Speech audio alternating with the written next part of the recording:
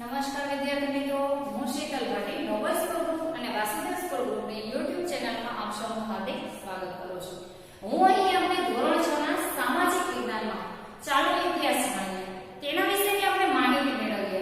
હવે આની પહેલાના બે લેક્ચરની અંદર આપણે ઇતિહાસ શાસ્ત્રના જે સ્ત્રોતો છે એના વિશેની માહિતી મેળવી, જેની અંદર તમે ઇતિહાસ શું છે, ઇતિહાસ કેવી રીતે જાણી શકાય છે, આ માહિતી આપણે આપેલી છે. એના પછી બીજા લેક્ચરની અંદર ઇતિહાસ શાસ્ત્રના સ્ત્રોતો, ઇતિહાસ શાસ્ત્રના સ્ત્રોતો છે એમાં તાડપત્ર અને ભોજપત્ર.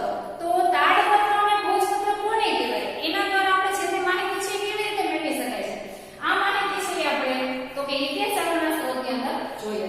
હવે ઇતિહાસ શાસ્ત્રના સ્ત્રોતનો આગળનો જે સ્ત્રોત છે એ છે અભિલેખ. અભિલેખ કોને કહેવાય, તો અભિલેખ એટલે શિલાઓ અથવા તો પથ્થર પર કોતરીને લખવામાં આવતું લખાણ, જેને અભિલેખ તરીકે ઓળખવામાં આવે છે.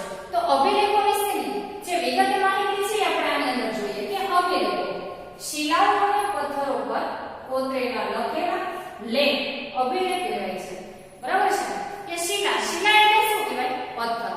તો પથ્થર ઉપર લખવામાં આવતું જે કંઈ પણ લખાણ છે એને અભિલેખ તરીકે ઓળખવામાં આવે છે. ઉદાહરણ તરીકે આપણે જૂનાગઢની અંદર જઈએ, મેં તમને પહેલાની વાત કરેલી છે કે જૂનાગઢની અંદર ભવનાથ તળેટીમાં અશોકનો શિલાલેખ આવેલો છે. તો અશોકનો શિલાલેખ છે એ પણ આપણે અભિલેખનું જ ઉદાહરણ ગણાવી શકાય છે કે જેની અંદર અશોક રાજા છે એણે પોતાના ધર્મ વિશેની જે પણ માહિતી છે એ લેખની અંદર લખેલી છે. આપણે અભિલેખોમાંથી પણ ઇતિહાસ જાણી શકીએ છીએ. જે રીતે આપણે આગળ જોયું કે તાડપત્ર અને ભોજપત્ર દ્વારા આપણે ઇતિહાસ વિશેની માહિતી મેળવી શકીએ છીએ, એ જ રીતે અભિલેખો છે એના દ્વારા પણ આપણે જે કોઈ પણ માહિતી એટલે કે ઇતિહાસ વિશેની જાણકારી, ઇતિહાસ વિશેની માહિતી મેળવવી તો એ આપણે મેળવી શકીએ છીએ. ઘણી વાર તે ધાતુઓ પર જોવા મળે છે. બરાબર, ધાતુ એટલે ધાતુ કોને કહેવાય, તો કે લોખંડ, તાંબુ, પિત્તળ, આ બધી છે ધાતુઓ કહેવાય. તો ઘણી વખત આપણે આવા લેખો છે એને ધાતુઓ પર પણ કંડારેલું એટલે કોતરેલું, અંકિત કરેલું એની અંદર જોવા મળે છે. રાજા પોતાના આદેશો શિલાઓ પર કોતરાવી અને પ્રજા સાથે સંવાદ કરતા હતા. પ્રાચીન સમયની અંદર જે રાજાઓ છે એ પોતાની જે પણ વાત છે, જે વાતચીત એટલે કે સંવાદ, તો આવી જે વાતચીતો છે એ અને પોતાનો જે આદેશ, એમણે જે પણ હુકમ કર્યો હોય, પોતે જે પણ આદેશ આપ્યો હોય એ તો કે આવા અભિલેખોની અંદર પોતે કોતરાવેલા જોવા મળતા હતા. પ્રાચીન ભારતમાં અનેક રાજાઓ અને રાણીઓ તેમના રાજ્ય, વિજય, ધર્મ અને સંસ્કૃતિની માહિતી આવા અભિલેખો પર અંકિત કરાવી છે.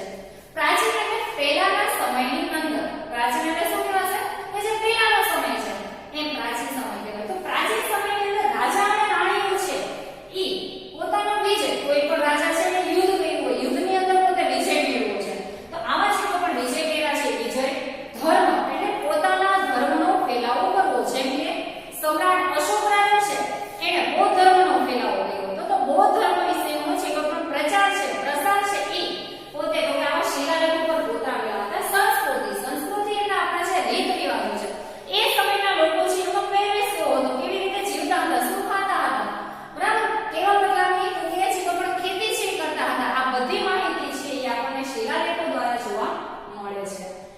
આવા અભિલેખો પર આપણે આખી કરાવી છે. અશોકના શિલાલેખો ખૂબ જ જાણીતા છે. બરાબર, અશોકના જે પણ શિલાલેખો છે જે બૌદ્ધ ધર્મને લગતા છે અને બૌદ્ધ ધર્મનો તમામ પ્રચાર અને પ્રસાર છે એ સમ્રાટ અશોક રાજા છે એમણે શિલાલેખો ઉપર કરાવેલો છે. ત્યાર પછીનો ઇતિહાસ શાસ્ત્રનો સ્ત્રોત છે તામ્રપત્ર. અત્યાર સુધીના આપણે કેટલા સ્ત્રોત જોયા, 3 સ્ત્રોત. એની અંદર અભિલેખો, ત્યાર પછી તાડપત્ર, ભોજપત્ર અને ચોથો સ્ત્રોત છે તામ્રપત્ર. તામ્રપત્ર એટલે શું, તો કે તાંબાના પતરા પર લખવામાં આવતું લખાણ, જેને આપણે તામ્રપત્ર તરીકે ઓળખાવી શકીએ છીએ. તો તાંબાના પતરા ઉપર કોતરીને લખવામાં આવતું લખાણ એટલે તામ્રપત્ર. બરાબર, કોતરીને એટલે કે એની અંદર અંકિત કરેલું.